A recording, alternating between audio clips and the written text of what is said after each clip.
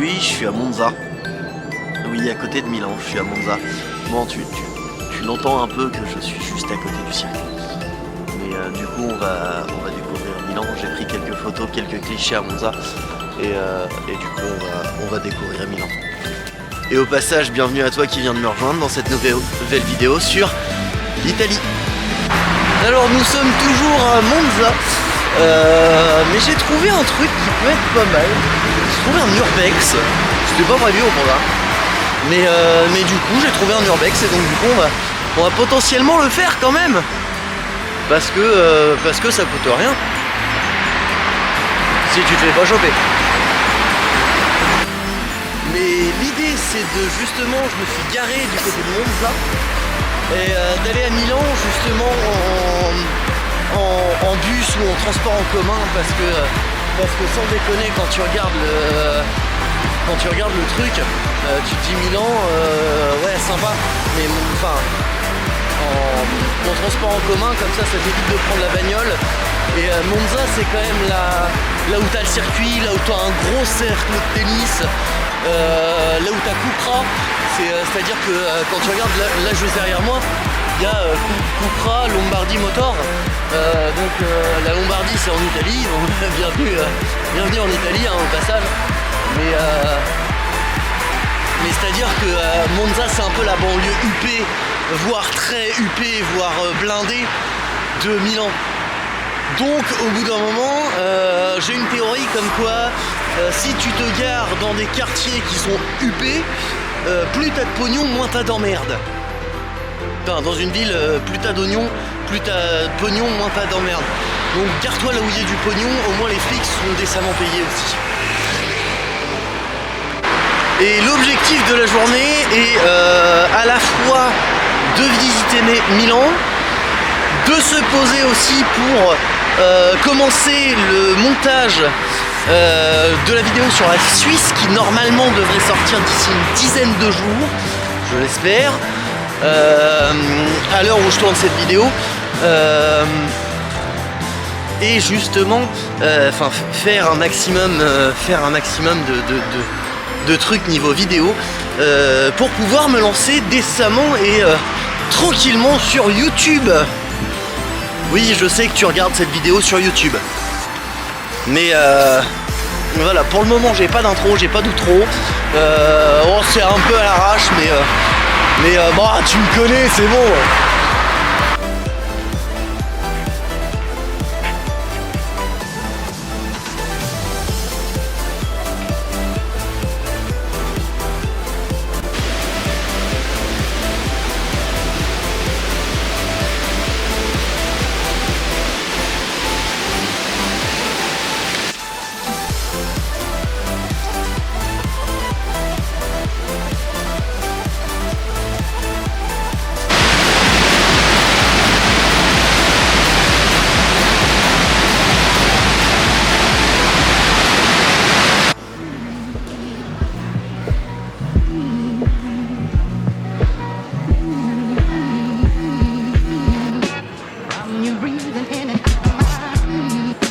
Je suis actuellement à Monza et pour une fois sur le road trip, il fait beau. Non, parce que si ça a été la grisaille pendant toute la Suisse. J'espère que l'Italie va faire beau, juste beau, histoire que je profite un peu du temps.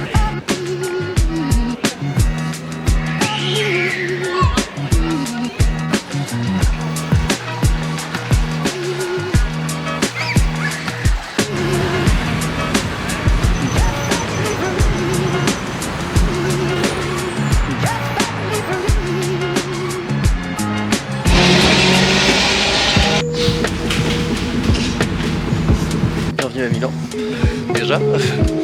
Et putain, ouais, non, c'est... Et justement, je vais vous faire un peu des plans. Parce que Milan, je m'attendais à une ville qui soit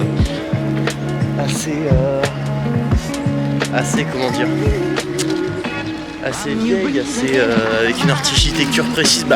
C'est-à-dire que ce genre de bâtiment qui est derrière moi. Voilà.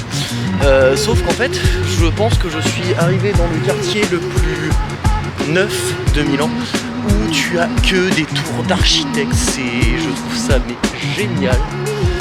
T'as des très belles avancées, notamment les tours que je vous ai filmés pour les plans de coupe, qui sont en fait des tours végétalisées. Et franchement, on dirait vraiment, limite, ça s'inspire un peu de la Défense à Paris. Mais c'est pas mal. Par contre, il faut des bonnes jambes.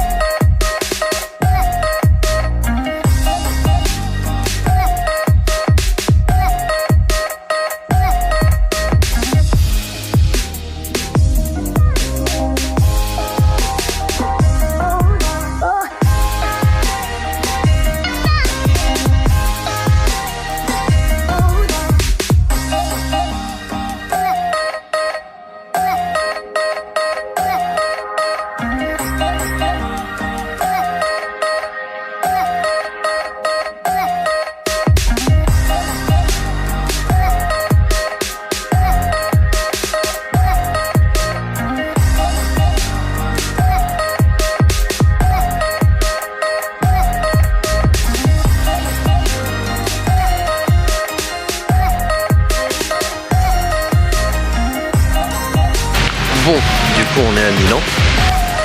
Au premier abord, quand tu arrives par la gare centrale, tu as une impression justement de ville très technologique, ce qui est le cas, mais ce qui est surtout le cas du côté de la gare centrale.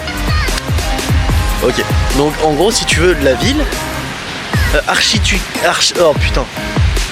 Donc si tu veux de la ville, architecturalement, ça y est, j'y arrive, ressemble beaucoup à Paris, mais dans le style des bâtiments, pas forcément dans la forme, enfin, c'est-à-dire que architecturalement, ça ressemble à Paris dans le style des bâtiments, mais pas dans l'architecture des bâtiments. Donc c'est du gros bâtiment en pierre, mais ça n'a pas le style haussmannien. Voilà. Oui, non, niveau architecture, je suis toujours autant claqué. Hein. Ça n'a pas changé en une vidéo.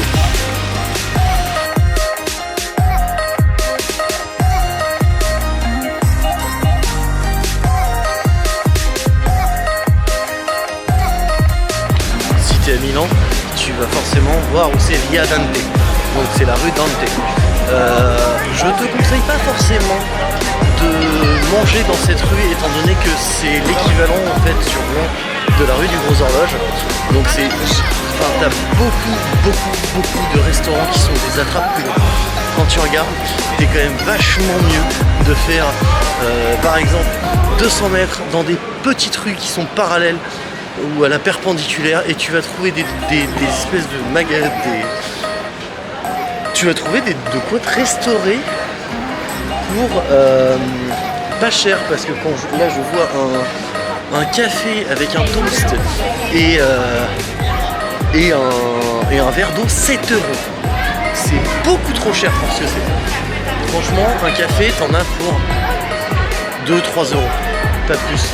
En fait, si tu veux, en Italie, les prix sont un peu moins chers qu'en France, littéralement, même si tu vas dans des grosses chaînes de resto comme Pizza di Roma, t'as une part de pizza, une boisson pour 5 €. Et encore, ça reste du entre guillemets fast-food de la pizza.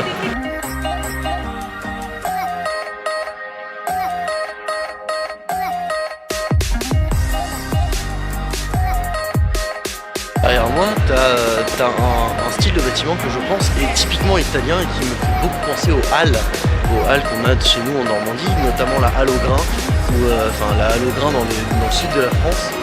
Mais justement, c'est un peu comme des halles, sauf qu'au-dessus, t'as tout un bâtiment qui est vraiment hors sol.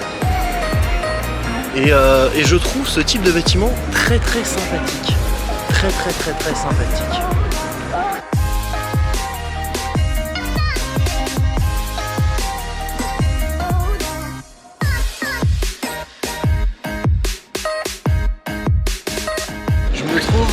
exactement sur... je pense que je suis au centre de Milan, étant donné qu'il faut remettre l'église au centre du village. Oui, excusez-moi. Non, c'est foireux, c'est foireux, c'est foireux.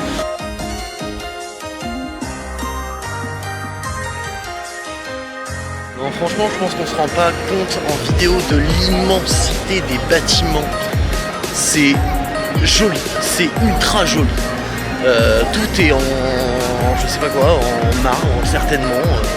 Mais putain, c'est gigantesque.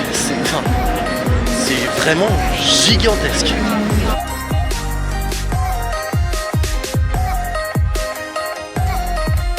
Oui, non. Vous ne rêvez pas, ce qu'il y a derrière moi est un Apple Store. C'est l'Apple Store de Milan qui me fait beaucoup penser justement à l'Apple Store de la 5e avenue à New York. Le magnifique cube en verre connu et reconnu un peu partout aux États-Unis. Mais effectivement celui de Milan s'intègre parfaitement dans la ville. Et je trouve ça super bien. C'est épuré, bon c'est du Apple. Hein. C'est effectivement, oui c'est du Apple. Mais enfin, quand vous arrivez sur l'Apple Store, hein, franchement, c'est pas une entrée du magasin ça. Ça c'est une sculpture. Je suis désolé.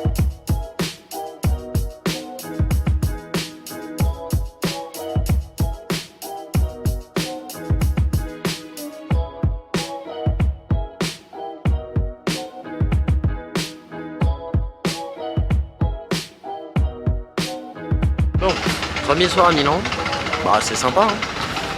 Mais je suis dans la merde. Je suis dans la merde tout simplement parce que j'ai le bloc de chargement, j'ai pas le câble. Donc du coup, je ne sais pas trop comment faire pour potentiellement retrouver ma voiture qui est en fait à Monza. Donc c'est-à-dire que je dois retrouver la gare pour reprendre le train. Je ne sais absolument pas à quelle heure sont les derniers trains. Je ne sais absolument pas quelle heure il est. Ça pue un peu la merde mon plan.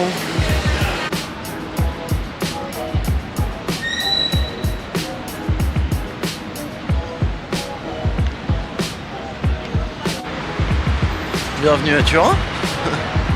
Non, ça fait 2-3 jours que j'y suis, mais je vous ai toujours pas fait la vidéo. Donc bienvenue à Turin. Et cette vidéo sera la deuxième de l'arc narratif Italie. Voilà, tout simplement. Si tu viens de France, Turin, c'est l'une des premières villes que tu croises en partant de Nice. L'une des grosses villes que tu croises en partant de Nice en allant en Italie. Turin est connu pour le foot. Puis après voilà. Derrière moi, tu dois te dire que ça doit être un ancien palais. Et non, c'est la mairie. C'est la mairie de Turin. Voilà.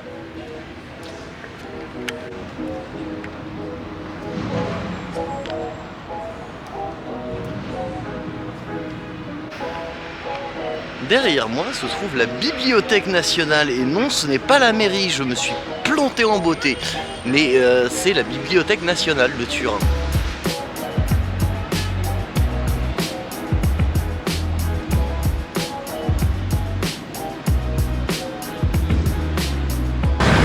Et donc juste derrière, enfin juste devant la Bibliothèque nationale, se trouve juste ici le musée national de l'histoire italienne à Turin. Oui, c'est un très beau bâtiment.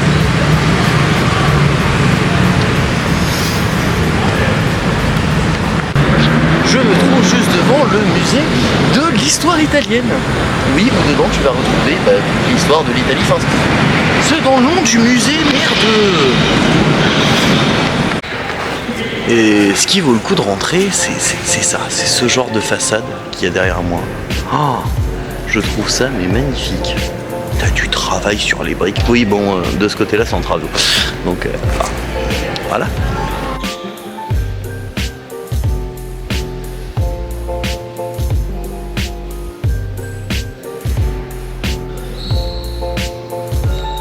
Ce qui est bien à Turin, c'est que tu peux aussi retrouver ce genre de galerie qui date du milieu, peu près du 19e, enfin fin 19e, début 20e, et qui reprend, c'est une architecture un peu comme tu vas retrouver à Paris, mais pas comme tu vas retrouver à Paris, parce que les colonnes, qui sont ornées de marbre blanc et rose, marbre italien, et en fait ça reprend un peu je dirais pas le style haussmannien, mais toutes ces influences qui sont fin 19e, début 20e.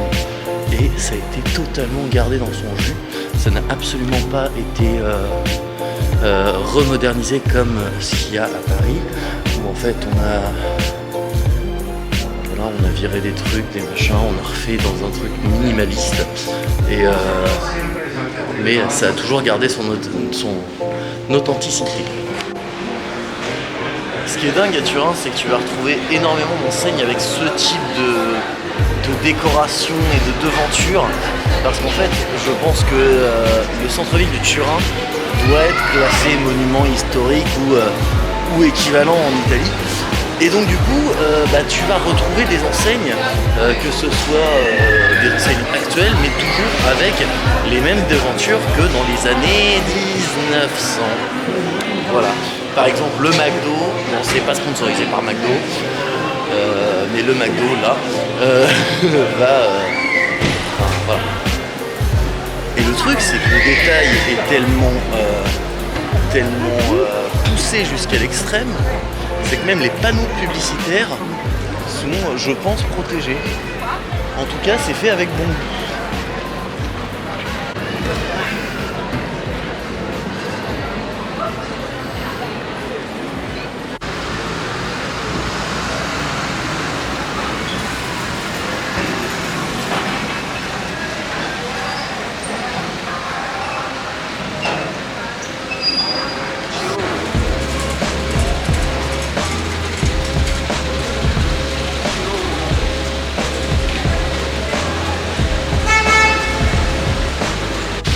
Le bâtiment qui se trouve derrière moi est les Giurataccio dei Palazzi de Mariana. En gros, c'est un ancien palais. Principe. De ce que j'ai compris. L'Opéra National de Turin. Juste derrière. Beau bâtiment. Alors, je pense sincèrement qu'il va falloir que j'investisse dans un micro. Étant donné que plus je m'éloigne, moins on m'entend. Donc soit il va falloir que je gueule et ça va vite me saouler, soit il va falloir que j'investisse dans un micro. D'ailleurs, abonne-toi pour que je puisse avoir des sous pour pouvoir améliorer la qualité de mes vidéos. Genre investir dans un micro, ça peut être pas mal. Psst, t'as pensé à t'abonner? Abonne-toi. Et puis suis-moi sur Instagram, c'est là où je partage toutes mes conneries. Allez. Mais la cloche aussi. Non, parce que c'est important la cloche. Mais abonne-toi. Regardez-moi le détail de cette pharmacie. Je la trouve juste magnifique.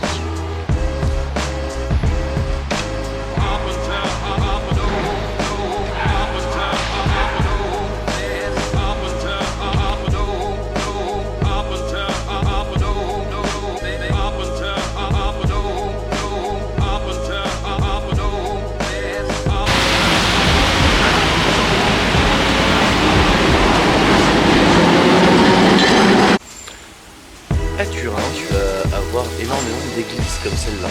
Je te conseille d'y jeter un coup d'œil, ne serait-ce que pour voir ce qu'il y a à l'intérieur, et parce qu'en fait elles sont assez richement décorées. Il n'y en aura pas dans cette vidéo, tu déplaceras ton petit queue jusqu'à Turin dans ce cas-là, mais elles sont vraiment belles. Bienvenue à Gênes. Oui, bon, pas forcément la meilleure vue que j'ai trouvée, mais on est en bord de mer et c'est cool. Donc bienvenue à Gênes. Bon, si t'es pas trop nul en géographie, je suis toujours en Italie, étant donné que Gênes est une ville en Italie. Waouh, bravo. Mais Gênes est aussi connue pour, je ne sais pas moi, la pâtisserie par exemple. Oui, étant donné que je suis un ventre sur pattes, je vais essayer d'aller choper des génoises à Gênes. Parce que voilà. Et puis pour mon petit déjeuner, je me dis que c'est pas trop mal. Bon, mon petit déjeuner à midi et des brouettes. Mais non, là aujourd'hui il pleut, on est hors saison, donc c'est un peu mort. Et mais je te fais visiter la ville de Gênes, parce que quand même, merde. C'est parce que c'est joli quand même, Gênes.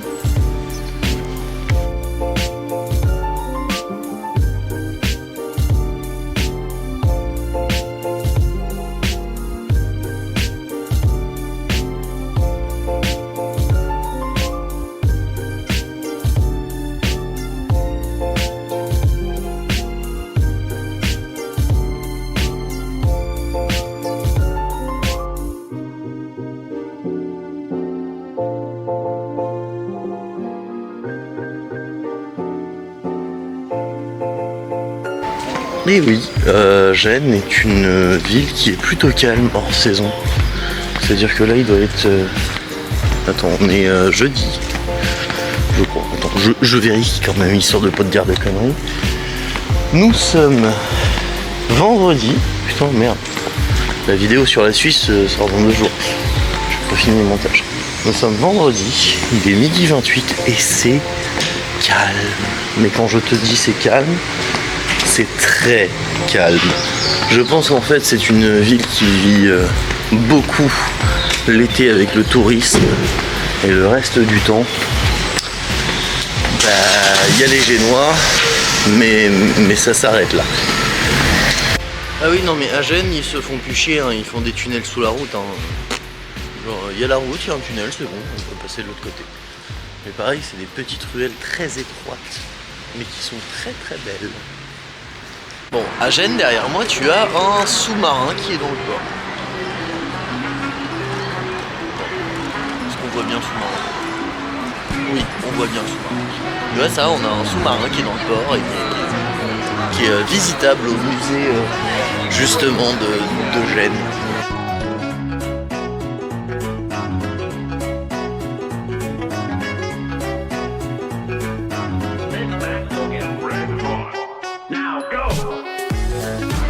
Le bateau que tu vois derrière moi est un galion espagnol qui a tourné dans le film Pirate de Roman Polanski. Et franchement, c'est classe. Non mais tu vas pas me dire que c'est pas classe. Franchement, un galion dans un port à Gênes, en vrai, ça vaut le détour. Oui, et ce galion s'appelle le Neptune. Je sais pas si je l'ai dit, je crois pas. Mais il s'appelle le Neptune.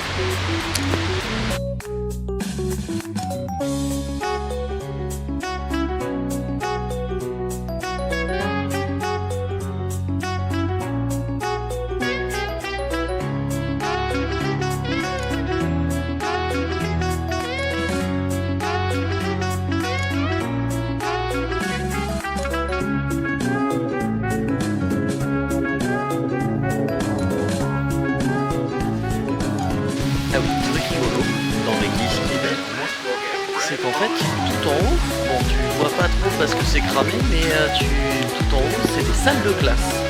Oui, non, je suis une visite guidée, hein. Je sais pas la science infuse non plus.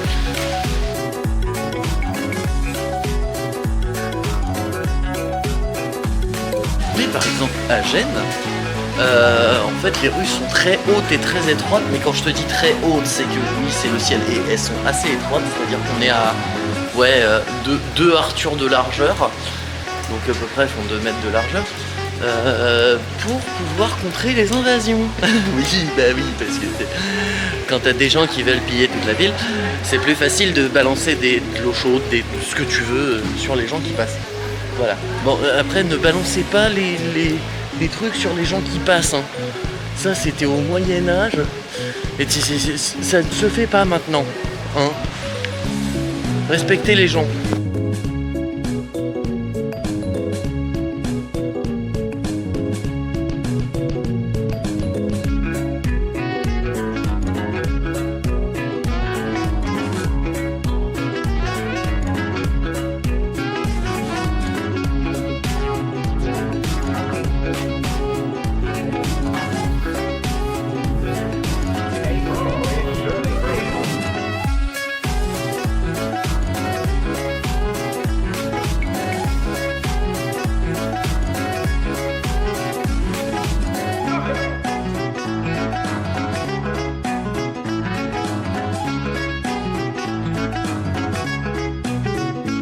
je me trouve actuellement dans la maison où a vécu Christophe Colomb. Et en fait, c'est une toute petite baraque. C'est-à-dire que c'est une vraiment petite maison. Et en fait, si tu veux, il a vécu là. Et il était italien. Et il a vu que le roi d'Italie a dit bah non, en fait, je te finance pas ton expédition. Bah, il est allé voir la couronne d'Espagne. Parce qu'ils avaient des thunes et que bah voilà. Et quand je vous dis c'est tout petit, c'est vraiment tout petit. Par contre c'est tout cosy, c'est tout mignon. Je sens le feu de bois. Mais oui, donc du coup c'est une toute petite maison. Allez, on continue la nuit.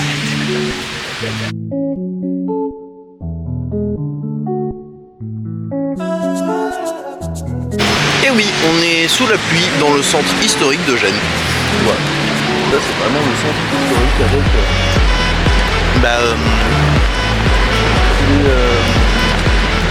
les bâtiments historiques. J'ai pas beaucoup d'informations sur Gênes. Ah non, je t'ai dit que mes vidéos étaient très peu utiles. juste à côté de l'opéra de Gênes, qui est très beau, et tu ranges ton commentaire en mode je vais pas montrer. Oui, bah bouge ton cul jusqu'à Gênes. Non, l'idée de ces vidéos, c'est quand même de vous pousser à voyager, merde. Bah tu as ce genre de galerie qui est très belle et qui est bien quand il pleut, parce qu'aujourd'hui il pleut, je suis mouillé, je suis trempé. Mais il pleut. Et qui est joli. Voilà, tout simplement.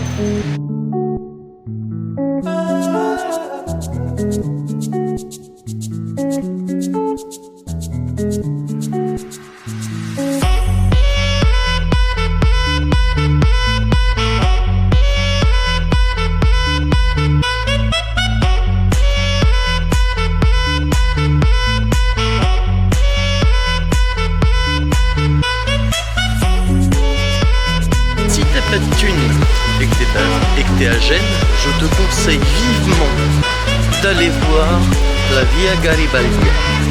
Bon, mon italien est explosé au sol, je le sais. Pas la peine de le dire dans les commentaires.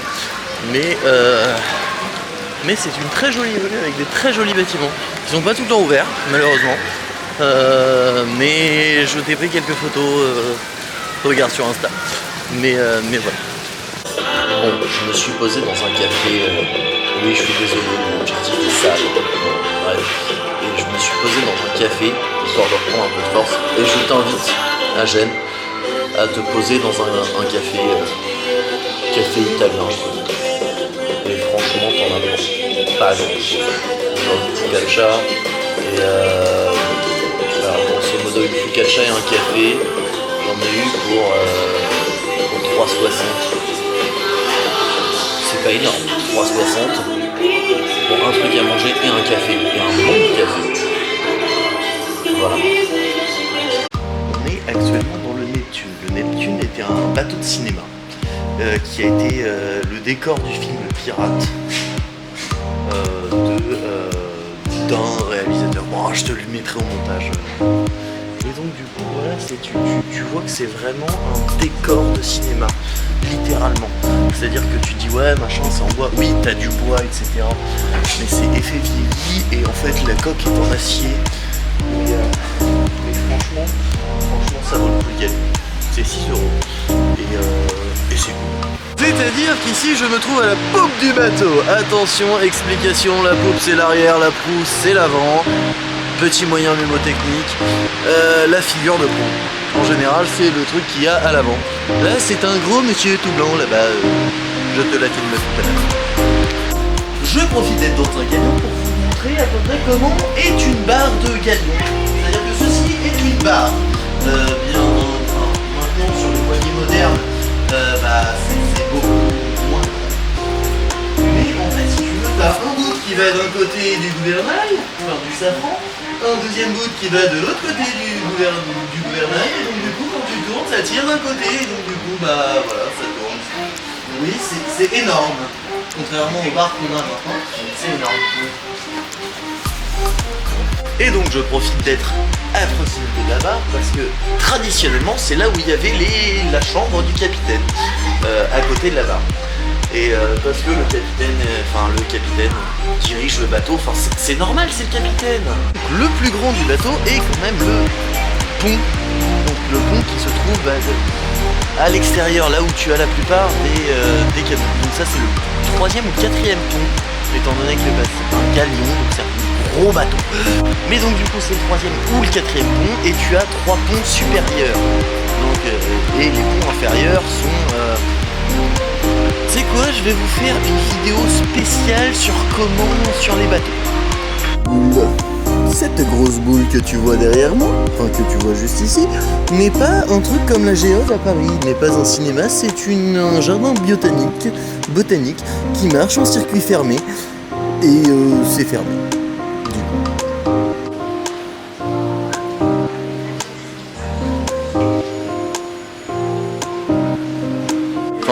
C'est la fin de cette vidéo sur Gênes. J'espère que tu l'as apprécié. Abonne-toi, mets la cloche et des bisous.